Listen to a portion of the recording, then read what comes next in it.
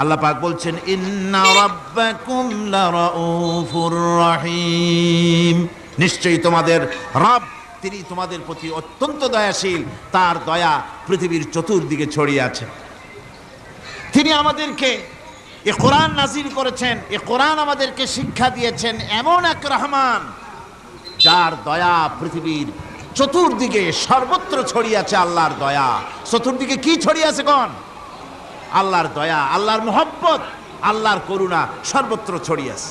আল্লাহ পাক বলছেন পশু সৃষ্টি করলাম, পশুগুলি তোমাকে পাহারা দিল, তার গোশত তোমরা খেলে, তাকে দিয়ে তোমরা মাল বহন করলে, তার পশম দিয়ে জামা কাপড় বানালে। আরো দেখো কি করলাম এই পশু দিয়ে, ওয়া ইন্না লাকুম ফিল আনআমি লাইবরা নুসকিকুম মিম্মা ফি বুতুনিহি মিন বাইনি ফারসিন